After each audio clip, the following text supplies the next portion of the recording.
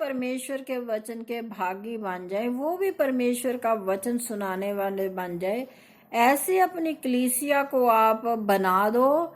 जैसे आपने हम वचन में आपको पढ़कर सुनाएंगे कि 12 चेलों के बाद प्रभु ने 70 चेले और बनाए और उन्हें क्या किया था, 2-2 करके अलग अलग गांव में भेजा था। इसलिए कि उन पर अगर वो 70 चेले एक ही गांव में जाते या एक ही घर में जाते तो वो एक घर में ही वचन सुनाते और एक घर पर वो बोझ डाल देते खाने पीने का या किसी भी प्रकार का। तो प्रभु ने इसीलिए उनको 2-2 करके भेजा था ताकि वो 70 कितने बन गए, 2-2 करके 35 घर बच गए, 35 शहर बच गए और लोगों के ऊपर भार भी नहीं पड़ा। तो आप भी अपनी कलीसिया को ऐसा ही बनाइए, मजबूत कलीसिया। फिर उन्हें तैयार कीजिए और अलग अलग जगहों पर भेजिए। जैसे वचन में लिखा हुआ है, हम आपको पढ़कर सुनाएंगे कि जहां जहां मसीह का वचन नहीं फैला वहीं वहीं जाकर मसीह का वचन फैलाओ, ना कि दूसरों की नींव पर घर बनाओ।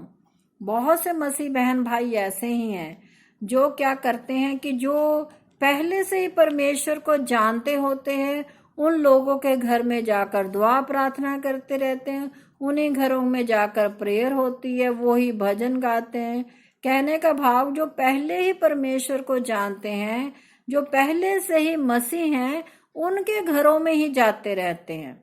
परमेश्वर ने तो आपको हुक्म दिया कि तुम अलग अलग जाकर जाओ, मेरे राज्य के लिए बहुत सी लोगों को मेरे नाम में बपतिस्मा दो, उन्हें चेला बनाओ। और आप मसीह लोगों के पीछे पड़े हुए हो, जो मसीह को जानते हैं उन्हीं को वचन सुनाई जा रहे हो।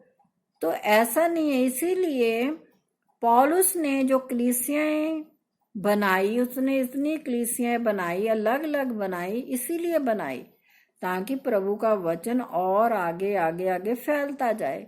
तो आपको भी ऐसा ही कार्य करना है। ये नहीं कि आपने अपने चर्च में तो कुछ किया नहीं है और आप चर्च की कलीसिया को तोड़ रहे हो। एक इंसान को आपने तोड़ लिया, एक बंदे को आपने तोड़ लिया और बस उसी के घर में जाकर आप दूसरी और कलीसिया के बंदों को लाकर प्रार्थना कर रहे हो। ये आप अपराध कर रहे हो, क्योंकि परमेश्वर की जो भेड़ें होती हैं, वहां वचन में लिखा हुआ है कि बहुत से लोग भेड़ के भेष में भेड़िए होते हैं। तो आपने भेड़िए नहीं बनना, आपने भेड़ बनना है। जैसा हमने एक वचन में वीडियो बनाया था कि भेड़ बनना है आपने, ना बकरी बनना है, ना भेड़िया बनना है। भेड़िया तो आपने बिल्कुल भी नहीं बनना, क्योंकि परमेश्वर आपको दंड देगा। बहुत से लोग क्या करते हैं कि अपने चर्च को छोड़कर जो आपका होता है और जगह चले जाते हैं। वहां से आपको कुछ पैसे की सपोर्ट मिल जाती है, या वहां से आपको कुछ चीजें गिफ्ट में मिल जाती है, या कोई कह देता है चलो ये परिवार मसीह, इनको मैं कुछ दे दूं। तो लोग क्या करते हैं, लोभ लालच की वजह से भी कलीसिया में इधर उधर घूमते रहते हैं। कभी इस कलीसिया में चले गए, कभी कहीं चले गए, कहीं किसी चर्च चले गए, कहीं कभी किसी पादरी के पास चले गए, कभी कभी किसी पादरी के पास चले गए। तो इससे क्या होगा, नुकसान आपको होगा, उस पादरी को नहीं होगा, क्योंकि उस पादरी ने तो वचन सुनाना है परमेश्वर का। जिस पादरी को आप छोड़कर गए वो भी परमेश्वर का वचन सुना रहा है, और जिसके पास आप गए हो वो भी वही परमेश्वर का वचन सुना रहा है। तो फर्क कहाँ रहा? फर्क उस पादरी में नहीं है, फर्क आपके हृदय में आ गया, फर्क आपके दिल में आ गया, लालच आपके दिल में आ गया कि आपने थोड़े से पैसे के लिए, थोड़े से गिफ्ट के लिए अपने उस परमेश्वर के दास को छोड़ दिया जिससे आप बचपन से जुड़े हुए थे, और उस दास के पास चले गए जो 2-4 दिन से आपके घर में आ रहा है। बेशक हम किसी दास की बुराई नहीं करते, परमेश्वर ने हमें कहा किसी की बुराई नहीं करना है, लेकिन इंसान को सुधारने के लिए भी परमेश्वर ने वचन में कहा हुआ है कि पवित्र शास्त्र तुम्हारा जाना पहचाना हुआ है। बचपन से पढ़ा हुआ है तुम्हारा पवित्र शास्त्र जो तुम लोग अपने घरों में पढ़ते हो, तो फिर आप थोड़े से पैसे के लिए इधर उधर क्यों भागते हो? तो अपने जीवन को क्या है, आप सुधारिए, नहीं तो आप परमेश्वर के दंड के योग्य ठहरोगे।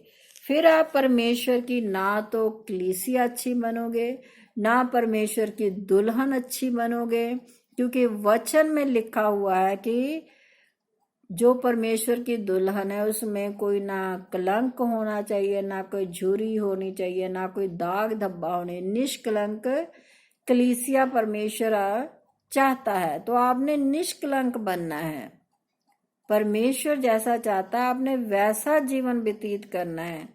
थोड़े से लालच में फंसकर आप अपने जीवन को बर्बाद मत कीजिए। अगर आपको परमेश्वर का वचन सुनाने का मन में शौक है तो आप अलग अलग जगहों पर जाइए।